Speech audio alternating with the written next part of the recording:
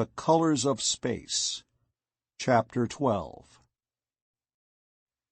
After the first moment of panic, Bart realized Montano could not tell him from a Lhari. He remained motionless. "It's me, Montano. Bart Steele." The man lowered the weapon and put it away. "You nearly got yourself cut down," he said. "Did you make it all right?" He crossed behind Bart, inspecting the fastenings of the bunker. "It's just luck I didn't shoot you first and ask questions afterward." Montano drew a deep breath and sat down on the concrete floor. "Anyway, we're safe in here. We've got about half an hour before the radiation will reach lethal intensity. It has a very short half-life, though, only about 12 minutes. If we spend an hour in here, we'll be safe enough. Did you have any trouble putting the radiation counter out of commission?" So, in half an hour they would all be dead. Ring, Rugal, Captain Vorongil. 24 Lhari, all dead, so that Montano could have a Lhari ship to play with. And what then? More killing, more murder? Would Montano start killing everyone who tried to get the secret of the drive from him? The Lhari had the star drive. Maybe it belonged to them, maybe not. Maybe humans had a right to have it too. But this wasn't the right way. Maybe they didn't deserve it. He turned to look at Montano. The man was leaning back, whistling softly through his teeth. He felt like telling Montano that he couldn't go through with it. He started to speak, then stopped, his blood icing over. "If I try to argue with him, I'll never get out of here alive. It means too much to him."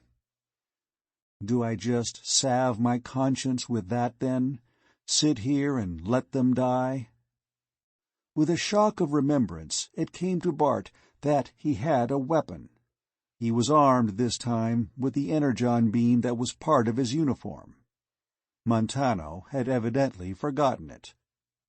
Could he kill Montano, even to save 24 Lhari? He reached hesitantly toward the beam gun, quickly thumbed the catch down to the lowest point, which was simple shock. He froze as Montano looked in his direction, hand out of sight under his cloak. "How many Lhari on board?" 23, and 3 Mentorians.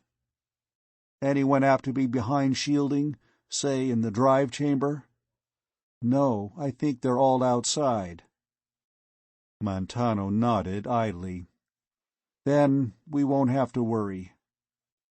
Bart slipped his hand toward his weapon. Montano saw the movement, cocked his head in question. Then, as understanding flashed over his face, his hand darted to his own gun. But Bart had pressed the charge of his, and Montano slumped over without a cry. He looked so limp that Bart gasped. Was he dead? Hastily, he fumbled the lax hand for a pulse. After a long, endless moment, he saw Montano's chest twitch and knew the man was breathing. Well, Montano would be safe here in the bunker. Hastily, Bart looked at his timepiece. Half an hour before the radiation was lethal for the Lhari. Was it all ready for him? Shakily, he unfastened the door. He ran out into the glare, seeing as he ran that his badge was tinged with an ever-darkening gold-orange. Montano had said there was a safety margin, but maybe he was wrong. Maybe all Bart would accomplish would be his own death. He ran back along the line of bunkers, his heart pounding with his racing feet. 2 crewmen came along the line, young, white-crested Lhari from the other watch. He gasped, "Where is the captain?" "Down that way. What's wrong, Bart Hall?" But Bart was gone, his muscles aching with the unaccustomed effort inside gravity. Putting on speed, he saw the tall, austere shape of Vorongil, his banded cloak dark against the glaring light. Vorongil turned, startled at the sound of his running feet.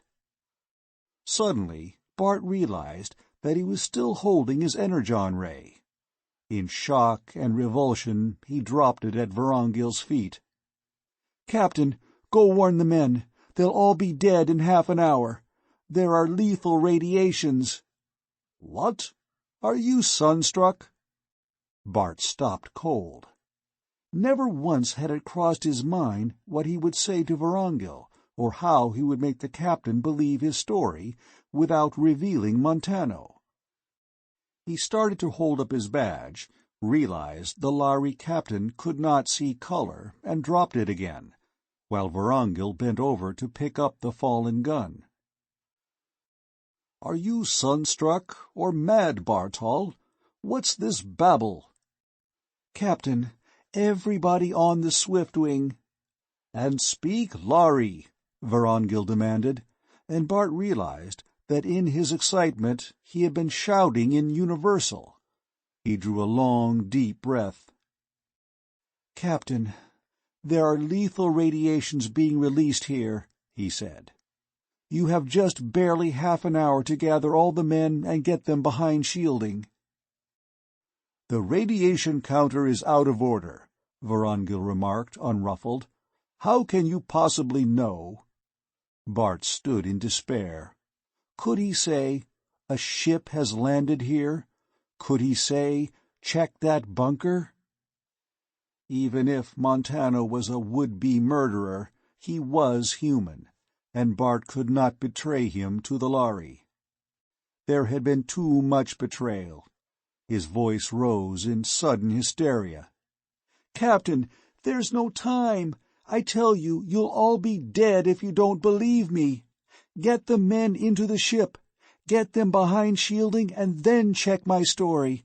I'm not—" He had gone this far, he might as well go the whole way. "I'm not a Lhari." "What?" One of the crewmen came dashing up, his crest sweat-streaked. "Captain, Rugel has collapsed. We don't know what's wrong with him." "Radiation sickness," said Bart, and Vorongil reached out, catching his shoulder in a cruel, taloned grip. Bart said desperately, "I'm not a Lhari. I signed on in disguise. I knew they meant to take the ship, but I can't let you all die." "How can I make you believe me? Here." In desperation, Bart reached up. Pain stabbed his eyeballs, fierce, blinding, as he pulled out one of the contact lenses. He could not see the captain's face through the light, but suddenly 2 Lhari were holding his arms. The fear of death was on Bart, but it no longer mattered. He saw, through watering eyes, the ever-deepening orange of the badge disappearing. "Here," he said, tearing at it. "Radiation! You must be able to see how dark it is, even if it's just darkness." Suddenly, Vorongil was shouting, but Bart could not hear. 2 men were dragging him along. They hustled him up the ramp of the ship. He could see again, but his eyes were blurred, and he felt sick, color spinning before his eyes, a nauseated ringing in his head. At first, he thought it was his ears ringing. Then he made out the rising, shrieking wail and fall of the emergency siren, steps running, shouting voices, the slow clang of doors. Someone was pushing at him, babbling words in Lhari, but he heard them through an ever-increasing distance. Vorongil's face bent over his, only a blurred crimson blob that flashed away like a vanishing star in the viewport. It flamed out into green darkness, vanished, and Bart fell through what seemed to be a bottomless chasm of starless night. When he woke, acceleration had its crushing hand on his chest. He tried to move, discovered that he was strapped hard into a bunk, and fainted again. Suddenly the pressure was gone, and he was lying at ease on the smooth sheets of a hospital bunk. His eyes were covered with a light bandage, and there was a sharp pain in his left arm. He tried to move it, and found it was tied down. "I think he's coming round," said Vorongil's voice.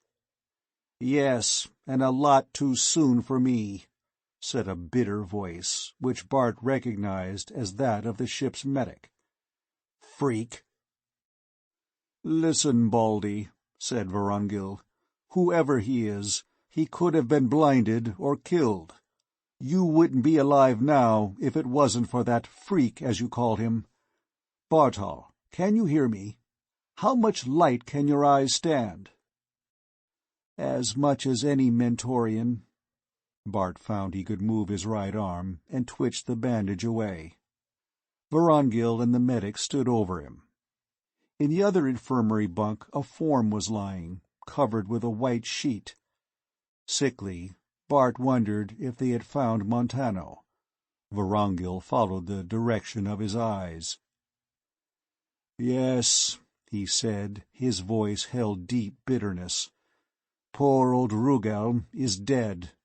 He didn't get much of the radiation, but his heart wouldn't stand it, and gave out."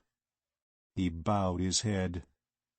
"He was bald in the service of the ships when my crest was new-sprouted," he said in deep grief. Bart felt the shock of that, even through his own fear. He looked down at his left arm. It was strapped to a splint, and fluid was dripping slowly into the vein there. Vorongil nodded. "I expect you feel pretty sick. You got a good dose of radiation yourself, but we've given you a couple of transfusions. One of the Mentorians match your blood type, fortunately. It was a close call." The medic was looking down in ill-disguised curiosity. "Fantastic," he said. "I don't suppose you'd tell me who changed your looks. I admit I wouldn't believe it until I had a look at your foot bones under the fluoroscope." Vorongil said quietly, "Bart Hall, I don't suppose that's your real name. Why did you do it?" "I couldn't see you all die, sir," Bart said, not expecting them to believe him. "No more than that." The medic said roughly in Lhari, "It's a trick, sir, no more. A trick to make us trust him." "Why would he risk his own life, then?" Vorongil asked. "No, it's more than that." He hesitated. "We checked the bunkers, in radiation suits, before we took off. We found a man in one of them." "Was he dead?" Bart whispered. "No," Vorongil said quietly. "Thank God!" It was a heartfelt explosion. Then, apprehensively, "Or did you kill him?" "What do you think we are?" Vorongil said incredulously. "Indeed, no. His own men have probably found him by now. I don't imagine he got half as much radiation as you did." Bart surveyed the needle in his arm. "Why are you taking all this trouble if I'm going to be put out of the way?" "You must have some funny ideas about us," Vorongil said, shaking his head. "That would be a fine way to reward you for saving all of our lives. No, you are not to be killed." "If I had my way—" the old medic began, and suddenly Vorongil flew into a rage. "Get out!" The medic went stiffly through the door, and Vorongil stood gazing down at Bart, shaking his yellowed crest. "I don't know what to say to you. It was a brave thing you did, but perhaps no braver than you've done all along. Are you a Mentorian?" "Only half." "Strange," Vorongil said, looking into space, "that I could talk to you as I did by the monument, and you knew what I meant. But, yes, you would understand." Abruptly, he recalled himself, and his voice was thin and cold. "I haven't quite decided what to do. I haven't spoken of this to the crew yet. The fewer who know about this, the better.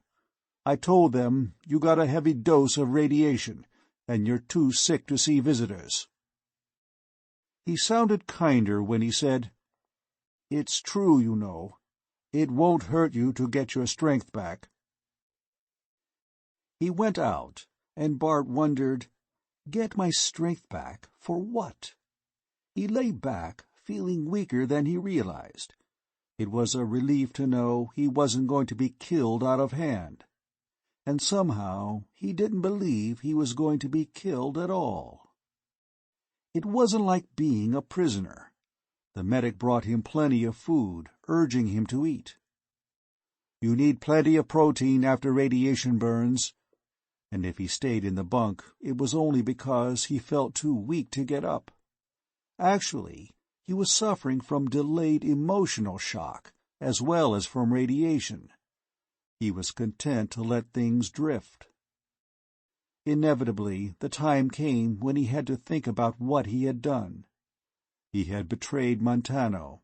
He had been false to the men who sent him. "But they don't know the Lhari," his conscience replied, justifying what he had done. "You sided with the Lhari against your own people. You spoilt our chances of learning about the Lhari fuel catalyst." "I've done something better than stealing a secret by stealth. I've proved that humans and Lhari can communicate, that they can trust each other. It's only their looks that are strange. A kind, generous man is a kind, generous man, whether his name is Raynor III or Vorongil. But who's going to know it? I know it, and the truth comes out, sooner or later. Somehow, a better understanding between man and Lhari will come from this." Secure in the knowledge, he turned over and went peacefully to sleep. When he woke again, he felt better. The Mentorian girl, Maeda, was sitting quietly between the bunks, watching him. He started to turn over, flinched at the pain in his arm. "Yes," she said. "We're giving you one last transfusion. Plasma this time. It's Lhari, but if you know that much, you know it won't hurt you." She came and inspected the needle in his wrist, and Bart caught her hand with his free one. "Maeda, does anyone else know?" She looked down with a troubled smile. "I don't think so. I was off watch, waiting for cold sleep. We're just about to make the long jump, when Vorongil came to my quarters. I was startled almost out of my wits. He asked if I could keep a secret. Then he told me about you. Oh, Bart." Her small, soft hand closed convulsively on his. "I was so afraid. I knew they wouldn't kill you, but I was afraid." Yet they had killed David Briscoe, Bart thought, and hunted down 2 of his friends. It was the only thing he couldn't square with his perception of the Lhari. It didn't fit. He could understand that they had shot down the robot cab with Edmund Briscoe in it, in pure self-defense, and that knowledge had taken off the edge of the horror. But the death of young Briscoe and everyone he had talked to could not be explained away. "You seem very sure they wouldn't have killed me, Maeda," he said, carefully clasping his hand around hers. "They wouldn't," she affirmed. "But they could make you forget." A small chill went over Bart. He let go of her hand and lay staring bleakly at the wall. He supposed that this was his probable fate, remembering the tragic tone of Raynor III when he said, "I won't remember you."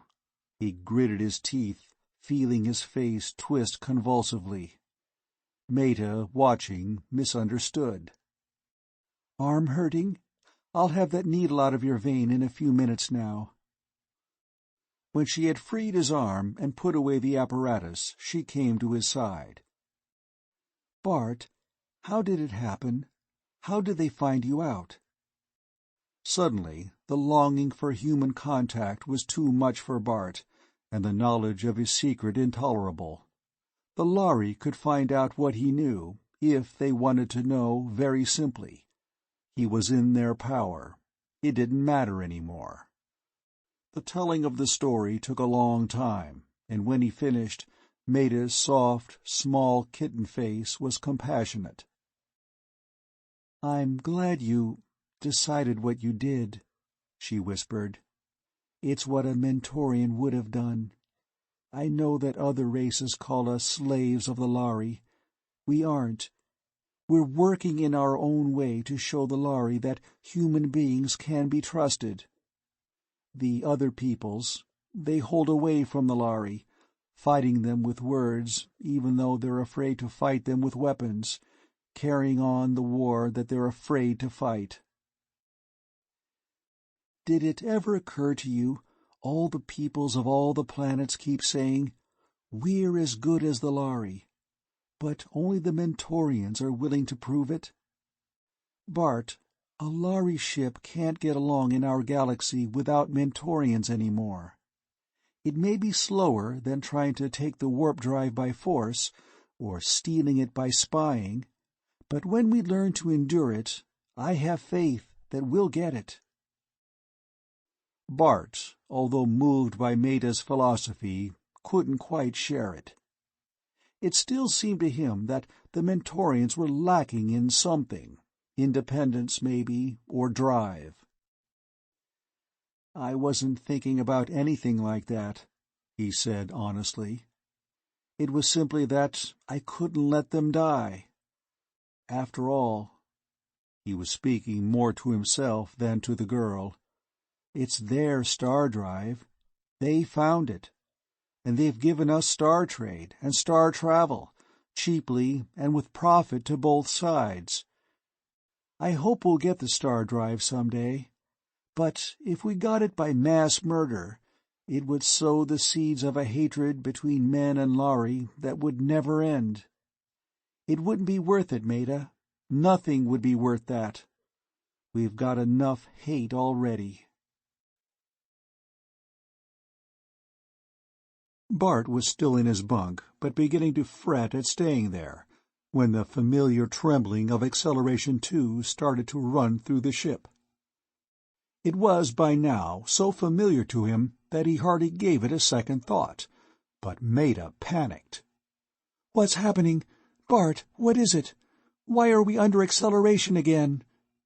"Shift to warp," he said without thinking, and her face went deathly white. "So, that's it," she whispered. "Vorongil, no wonder he wasn't worried about what I would find out from you or what you knew." She drew herself together in her chair, a miserable, shrunken, terrified little figure, bravely trying to control her terror. Then she held out her hands to Bart. I'm ashamed," she whispered. "When you've been so brave, I shouldn't be afraid to die." "Maeda, what's the matter? What are you afraid of?" It suddenly swept over Bart what she meant, and what she feared. "But don't you understand, Maeda?" he exclaimed. "Humans can live through the warp drive. No drugs, no cold sleep. Maeda, I've done it dozens of times." "But you're a Lhari!"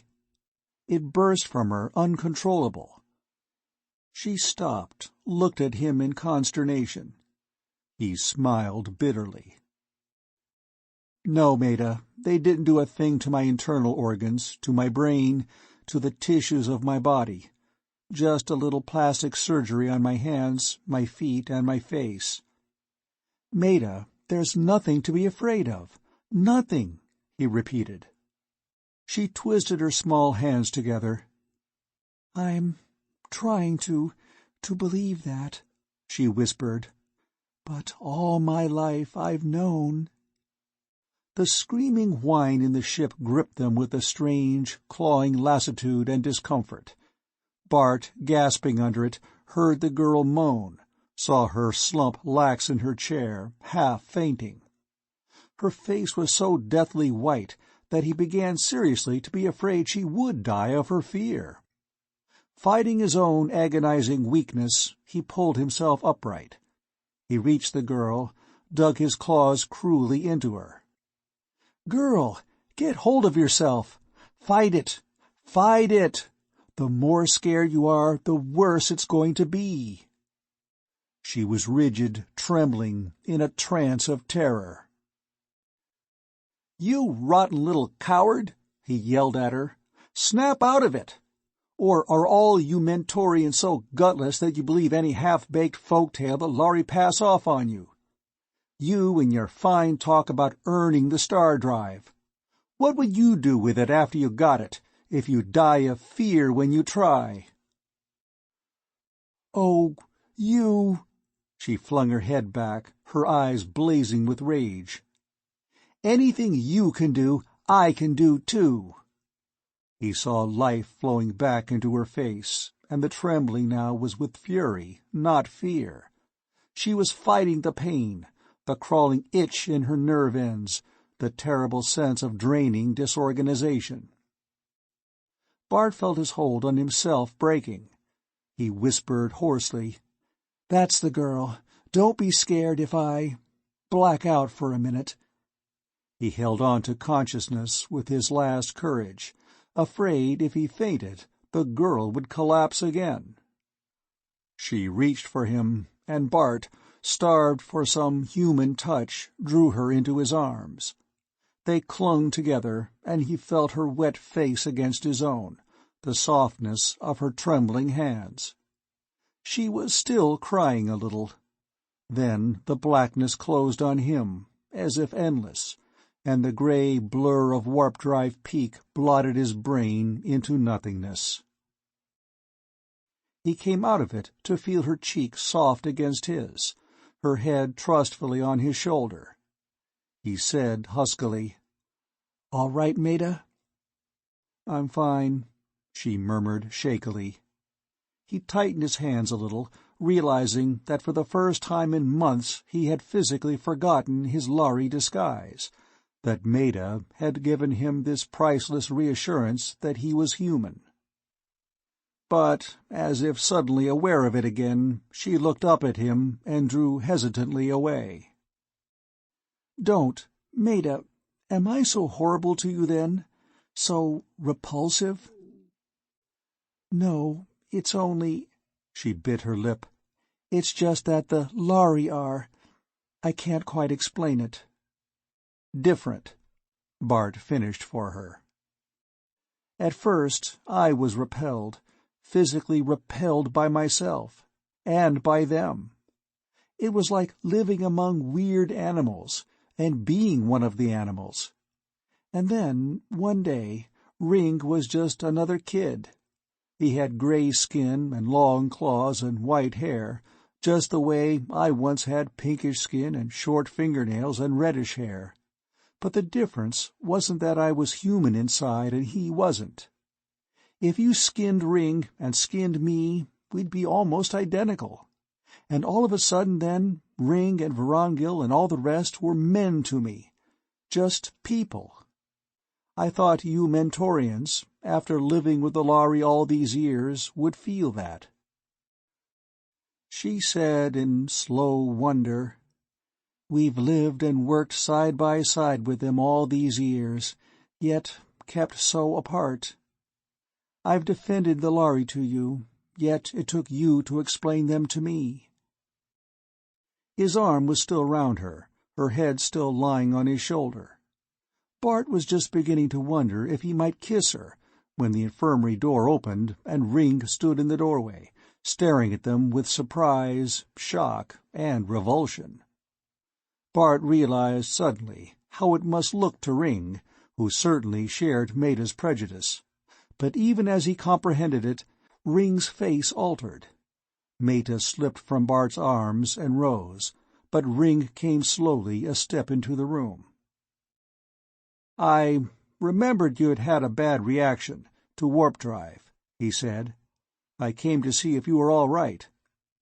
I would never have believed, but I'm beginning to guess. There was always something about you, Bart Hall." He shut the door behind him and stood against it, his voice lowered almost to a whisper. He said, "You're not Lhari, are you?" "Vorongil knows," Bart said. Ring nodded.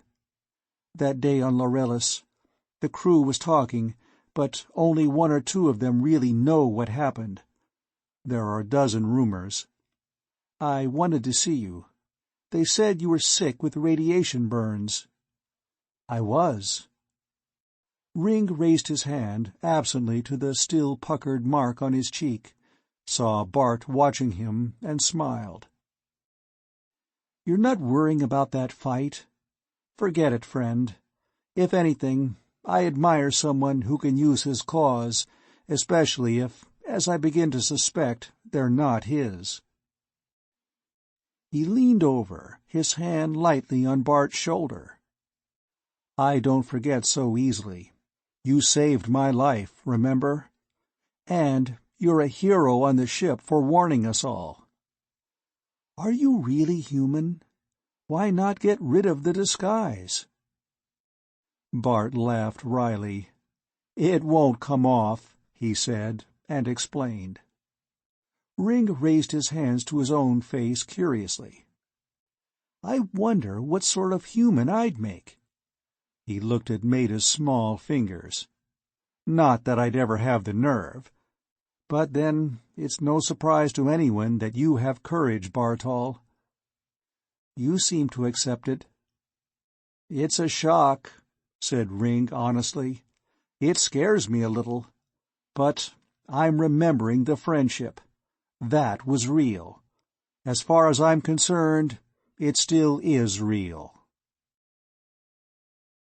End of Chapter 12.